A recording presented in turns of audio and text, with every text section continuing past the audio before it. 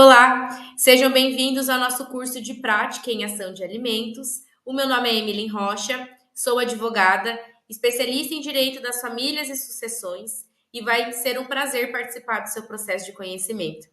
Esse curso está cheio de informação importante para que você, colega advogado, possa se destacar na área de direito das famílias, em especial na ação de alimentos, que é uma ação muito importante na área de direito das famílias. E também vamos aprender desde o momento inicial do atendimento ao cliente, também da elaboração da petição inicial até protocolo, e vamos analisar entendimento jurisprudencial voltado para a ação de alimentos.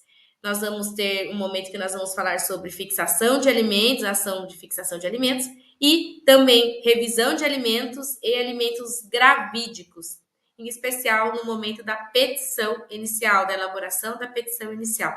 Eu tenho certeza que está cheio de informação muito relevante aqui que você vai conseguir aplicar aí no seu escritório, tá?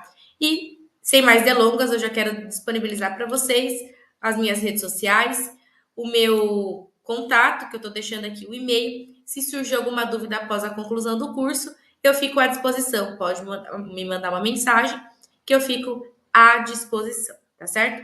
Então, já vamos iniciar aqui o nosso primeiro tema desse primeiro tópico, que é sobre o atendimento inicial e o agendamento da consulta, tá? Então, eu já quero começar falando do momento inicial em que o cliente entra em contato com você. Na maioria das vezes, hoje em dia, o cliente ele entra em contato através do WhatsApp, que é o meio de comunicação mais utilizado, e nesse momento é importante que você dê a devida atenção quando o cliente entra em contato com você nesse momento inicial. Infelizmente, muitos colegas advogados não dão a devida atenção necessária e acabam perdendo muito cliente, justamente porque às vezes o cliente entrou em contato de manhã e aí o colega vai responder somente no final da tarde ou no dia seguinte, e às vezes o cliente ele está tão ansioso que ele não aguenta esperar. E se você não responde, ele vai entrar em contato com outro advogado, e se esse outro colega responder de uma forma mais imediata, você perdeu o cliente e ele vai acabar fechando com outro colega. Então é importante que você se atende a esse atendimento inicial. Mesmo que você trabalhe sozinho e não tenha ninguém para te ajudar nessa parte de atendimento, se você se organizar, eu acredito que você vai conseguir melhorar essa parte, que é o que eu vejo que muitos colegas advogados acabam pecando muito e perdendo cliente, tá? E nesse momento inicial que o cliente entra em contato com você no WhatsApp, quando você for atender, se é você mesmo que faz ou se você tem uma secretária, um estagiário, é importante que você passe essa instrução para a pessoa. Que inicialmente você precisa identificar a demanda, o que o cliente precisa. Você precisa saber o que ele quer. Ele quer entrar com processo de pensão alimentícia? Ele quer entrar com divórcio? Ele precisa rever o valor da pensão para aumentar, para diminuir? Porque você identificando inicialmente a demanda do cliente, você consegue direcionar aquele atendimento de forma mais eficiente e assim como você consegue converter aquele atendimento inicial em uma consulta paga, seja através de uma consulta online ou uma consulta presencial, tá certo? Então, outro ponto que eu quero deixar aqui para vocês, que é uma coisa que eu aplico aqui no meu escritório, então eu quero compartilhar, que no momento em que o cliente agenda a consulta, eu já mando um script pedindo para a pessoa gravar um áudio contando de forma resumida sobre o caso do cliente. E se tiver documento também, eu peço para que envie. Não que eu vá analisar minuciosamente todas as páginas do documento, se são 30 páginas, não, mas eu faço uma análise prévia. Isso faz com que você se prepare para o momento do atendimento e você consegue também passar mais confiança, você já consegue pensar em qual solução você pode fornecer para o cliente no momento do atendimento, e isso você vai mostrar a autoridade e o cliente vai ver que você realmente passa muita confiança. Até mesmo se for um tema que você não domine muito, então é importante que você entenda previamente para você se consultar, para você estudar um pouco melhor e você consiga entregar um atendimento de qualidade e você consiga mostrar confiança para o cliente. E mostrando confiança, você consegue fechar a contratação, tá certo? Então, vamos lá. Agora, o cliente já entrou em contato com você, você já identificou a demanda, já conseguiu conduzir o atendimento para uma consulta, E chegou o momento do atendimento. E aqui eu quero deixar algumas dicas para vocês. E tudo isso voltado para cliente de direito de família, tá, gente? É importante que no momento do atendimento você consiga identificar qual é o perfil desse cliente. Qual é o perfil desse cliente? Ele tem um perfil mais consensualista? Ele tem um perfil mais combativo? É importante que você consiga identificar ali logo no início do atendimento para você não perder o cliente. Por quê? Porque às vezes o cliente ele tem um perfil mais consensualista e aí se você vai com muito sangue no olho e fala, não, porque nós vamos lá, vamos entrar com o processo e vamos acabar com ele. Às vezes o cliente ele não quer isso, ele quer resolver de forma mais pacífica, mais tranquila. Então, é importante que você não cometa esse erro e consiga ser um bom observador e consiga identificar qual é o perfil do cliente, né? No mesmo sentido, às vezes o cliente, ele já tentou de todas as formas resolver de forma amigável e ele não quer mais um acordo. Agora, de fato, ele quer para um processo litigioso. Aí, se você já só oferecer a alternativa de um acordo e para a parte amigável, pode ser que você não seja o advogado que ele busca. Então, é importante que você se atente a identificar qual é o perfil desse cliente, tá? E aí aqui eu quero compartilhar com vocês o perfil do cliente consensualista. O cliente consensualista, ele busca uma solução amigável e ele espera que o advogado adote uma postura mediadora, focada em acordos e em conciliação. E se você insiste em uma postura compatível, você pode afastar aquele tipo de cliente, porque ele pode entender que você não compreende as intenções dele e você não é o advogado que ele precisa. Então, por isso que você precisa se atentar, tá? E no mesmo sentido, tem cliente que tem perfil combativo, que não é consensualista nem um pouco, né? E no perfil do cliente combativo, ele já tentou de várias formas resolver de forma pacífica. E nesse momento, ele busca partir de fato para o litígio e ele espera que o advogado tenha uma postura mais firme e pronta para defender seus interesses de forma incisiva. Então, quando você faz essa análise, você consegue já conduzir o atendimento para aquilo que o cliente busca em você, tá? Então, se atente a esse detalhe. E eu vou deixar aqui algumas dicas que eu utilizo nos meus atendimentos para conseguir identificar o perfil do cliente. Eu faço algumas perguntas específicas, tá? E eu quero compartilhar aqui também com vocês. A primeira pergunta é: você já tentou resolver essa situação de forma amigável? Como foram essas tentativas? Nesse momento, se o cliente já tentou várias vezes, ele também já vai te contar tudo. E aí você já vai conseguir entender, realmente ele quer entrar com o processo judicial, tá? Ou se de repente nunca tentou, inicialmente ele vai falar, olha, não, mas eu gostaria de tentar resolver de forma consensual, primeiramente, aí se não der certo, aí a gente entra com o processo. Então essas perguntas são importantes para você conseguir traçar o perfil, tá? E a segunda pergunta: o que você espera desse processo? Está buscando uma solução consensual e amigável ou prefere seguir um caminho mais firme caso seja necessário? Então, nesse momento, quando você faz essa pergunta, o cliente também já vai falar para você: não, não quero acordo, já fiz, já tentei de todas as formas, agora eu quero para o processo judicial. E aí você já consegue sentir, e assim você vai conduzir o atendimento de acordo com o cliente, de acordo com o que o cliente busca, tá certo? E na área de direito das famílias, não tem como eu não falar sobre isso aqui com vocês. No âmbito do direito das famílias, o cliente, ele muitas das vezes não busca apenas uma solução jurídica, mas ele busca um profissional que acolha ele, que escute ele, que dê importância para a situação que ele está passando. Então, eu percebo que a maioria dos clientes que precisam resolver alguma demanda na área de direito de família, ele busca esse profissional que se importe com o caso dele, que dê esse acolhimento que ele precisa, tá? Então, se você não tem esse perfil, você vai ter muita dificuldade para atuar no direito das famílias, porque eu vejo que o advogado que acolhe o cliente tem um diferencial muito grande, tá? Dentre os outros colegas advogados. Então, é importante que você entenda isso, a importância de você fazer um atendimento humanizado e acolhedor. E como você consegue fazer isso no momento do atendimento? Eu sempre gosto de deixar o cliente falar o caso dele, me contar a história, o caso, para eu entender o que ele busca com o atendimento.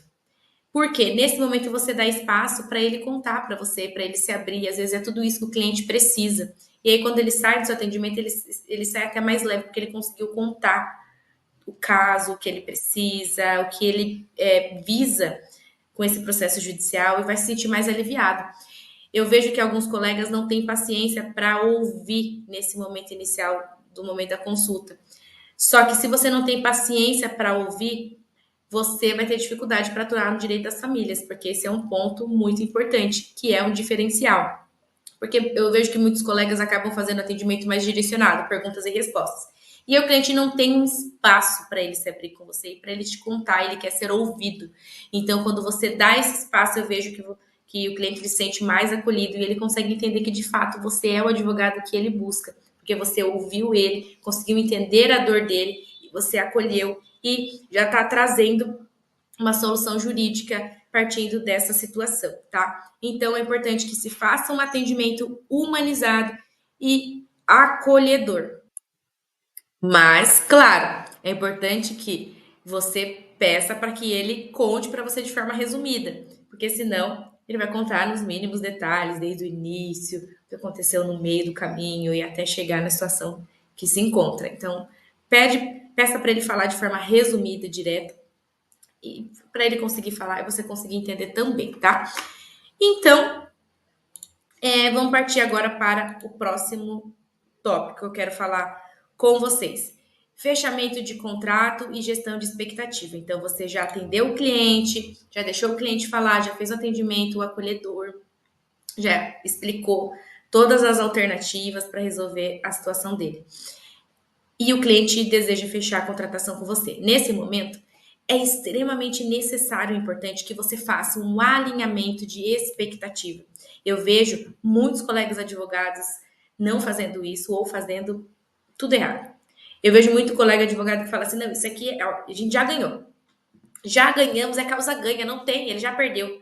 Quando você fala isso, você planta uma semente no coração do cliente e ele tem plena convicção e certeza que você vai ganhar o processo para ele. E a gente sabe que no âmbito do mundo jurídico é sempre uma caixinha de surpresa. Às vezes um processo que é óbvio que você tem certeza que vai dar certo, que não tem o porquê dar errado, às vezes acaba dando errado.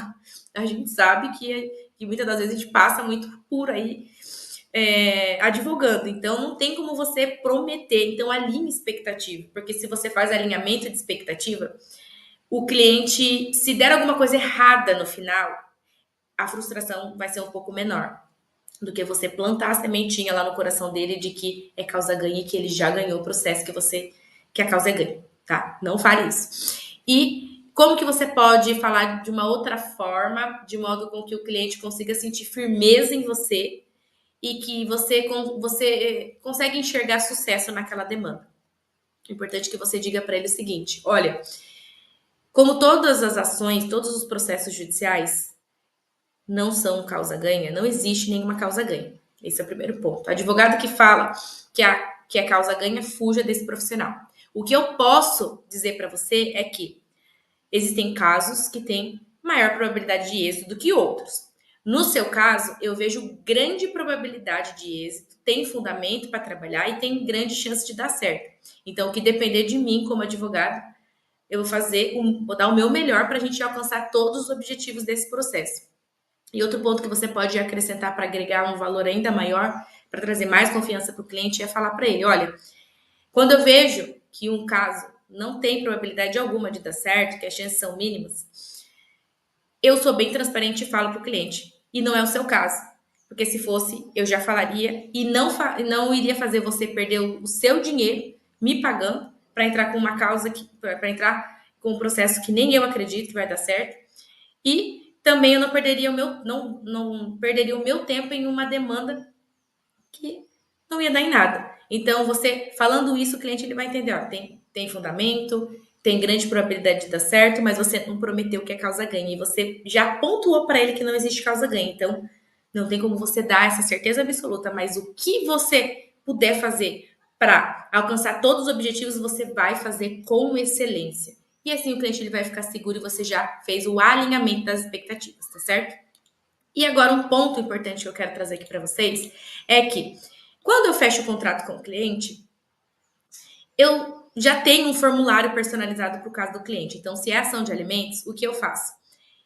Eu tenho um formulário que eu montei no Word mesmo. E eu peço para o cliente responder depois e me enviar. Porque antes eu fazia o quê? O cliente fechava a contratação comigo e eu já ia colhendo ali o resumo do caso. E aí o cliente já saía, eu já tinha colhido todas as informações. Só que eu vi que isso não é a melhor forma de conduzir. E eu criei um formulário para cada demanda, tá? Eu criei mesmo no Word. Se você tiver alguma outra plataforma que você possa utilizar, ótimo. Mas no Word, para todos os clientes que eu envio, eles conseguem responder e dá muito certo. Até mesmo quando é um cliente que não é muito habituado com a tecnologia, às vezes pede ajuda para um amigo, para um filho e consegue responder. Então, nesse formulário que eu coloco, dados, se for uma ação, por exemplo, de alimentos, de fixação de alimentos, nesse formulário eu coloco formulário de ação de alimentos, nome da mãe, aí coloca nome, RG, CPF, tudo certinho. Salário da mãe, profissão, endereço, as informações pessoais da criança. Aí coloco também, peço para colocar tudo lá. Aí eu vou direcionando, né? Nome, data de nascimento, a idade, tudo mais. E aí a parte contrária, as informações da parte contrária também peço. Nome, RG, CPF. Se a pessoa tiver, coloca. Se não quiser, coloca o que. Se não tiver tudo, coloca só o que tem. Profissão, salário, aí eu também coloco assim, descreva toda a possibilidade financeira de pagar a pensão. No caso, se for o pai, vai colocar tudo. Se ele tem carro, casa, se é dono de empresa, coloque todas as informações. Qual é a sua situação financeira atual? Que é a pessoa que vai representar a criança no processo. Aí vai descrever tudo, absolutamente tudo. Então, tudo que eu acho relevante para um processo judicial, que vai me ajudar no momento da elaboração da petição inicial, eu coloco nesse formulário. E aí, no final do formulário, eu tenho uma lista de documentos que eu peço para o cliente me enviar, tá? Peço desculpa porque eu tô em uma semana que eu tô com uma gripe, né? Mas faz parte. Então, no final, eu coloco essa lista e aí de documento, e aí todos os documentos depois o cliente me envia. Ou ele traz presencialmente no escritório, ou se é um cliente que mora em outra cidade, em outro estado, ele encaminha juntamente com o formulário preenchido por e-mail ou pelo WhatsApp mesmo. Mas por que eu faço isso, tá? Primeiro, porque quando o cliente ele vai responder o formulário, ele vai te fornecer todas as informações necessárias com riqueza de detalhes, que às vezes ali no momento inicial que você está colhendo as informações, para fazer um resumo, pode ser que não seja suficiente, você tenha que ficar perguntando para o cliente para ficar redondinho ali a sua petição inicial, tá? Mas eu acho que fica uma forma mais organizada. Então, isso virou um padrão. A gente padronizou isso aqui no escritório. E eu vejo que, assim, é muito melhor essa dinâmica, tá? E principalmente por um ponto que às vezes você coloca uma coisa na petição inicial e depois o cliente vê e fala, mas eu não falei que você falou isso. Eu não falei para você isso, você colocou. Aí quando você vai consultar lá o formulário, fala, não, foi você que colocou porque tá aqui no formulário. Entendeu? Ah, foi uma informação errada. Foi errada porque eu coloquei errado ou porque você colocou no formulário errado? Então, isso é uma forma também de você conseguir minimizar esses problemas que tem eventualmente com o cliente, tá? E um ponto importante, que nesse formulário eu também coloco uma planilha na oportunidade que eu envio o formulário, eu tenho, montei no Excel, uma planilha de cálculo, de gasto da criança. Porque em uma ação de alimentos é extremamente necessário que coloque todos os gastos da criança. Então, eu já envio também, junto com o formulário, essa planilha. Eu fiz no Excel, então tem todas as despesas, a mãe vai colocar ali o valor mensal, o valor anual, e aí isso eu consigo fazer de forma mais organizada, porque daí eu vou ter riqueza de informações. Eu consigo ter mais informação para trabalhar no meu processo judicial, principalmente no momento da elaboração da petição inicial, tá? Se vocês quiserem depois que eu mande para vocês o modelinho dessa planilha, vocês podem mandar e-mail que eu instruo vocês, tá? E um ponto muito importante, nosso horário já está acabando, mas eu não poderia finalizar antes de falar isso aqui para vocês. O cliente, principalmente em ação de alimentos, ele precisa sentir que ele é protagonista do processo dele e que ele sabe exatamente tudo que está acontecendo. O que eu vejo de reclamação de cliente é que fechou o contrato com o advogado e aí o advogado nunca mais falou com ele não sabe o que está sendo pedido no processo judicial. Às vezes a gente pergunta, e aí, pediu o quê? Não sei.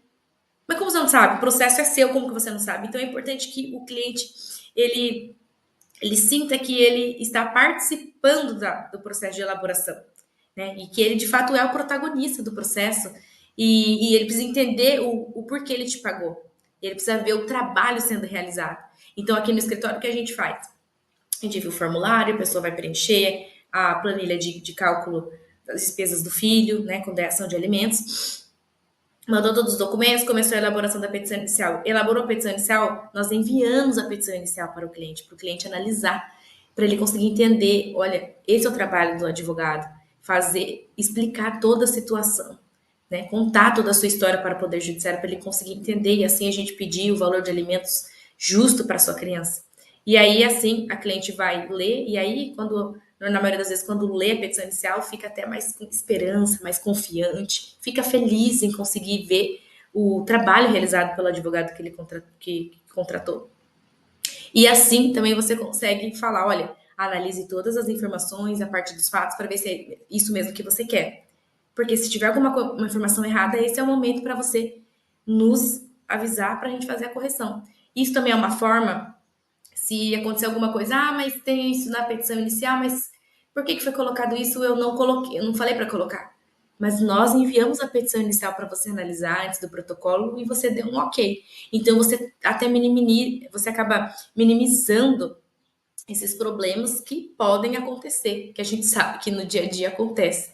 Então você consegue ter mais controle ali da situação, tá? E o cliente também, ele sente que ele de fato está participando de todas as etapas do processo, tá? E essa, eu quero até colocar aqui, passar para vocês o que eu coloquei aqui nessa parte, que envolver o cliente nesse momento de revisão de petição inicial antes de ser protocolada, o cliente ele revisa e assina a petição inicial. É muito importante isso, esse detalhe também. O cliente tem que assinar, pede para assinar também.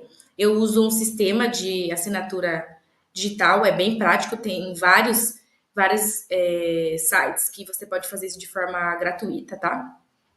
Isso você fazendo isso, usando essa abordagem, você garante que tudo esteja de acordo com as expectativas do cliente, tá? E incluir o cliente na revisão da petição faz com que ele se sinta valorizado e parte ativa do processo, além de garantir que todas as informações estejam devidamente corretas. Então, comecem a fazer isso no escritório de vocês, que vocês vão ver como é incrível, tá? E para a gente finalizar esse tópico, que já excedeu o horário, o momento do protocolo. Quando você protocola o processo do cliente, você precisa enviar imediatamente o recibo de protocolo com o número do processo. Por quê? Às vezes o cliente nem sabe se você já protocolou. O cliente ele precisa entender todas as etapas do processo e entender tudo o que está acontecendo. Então, protocolou, o sistema ele vai gerar aquele recibo, gerou o recibo, você envia para o cliente. Aqui no escritório, o que eu faço?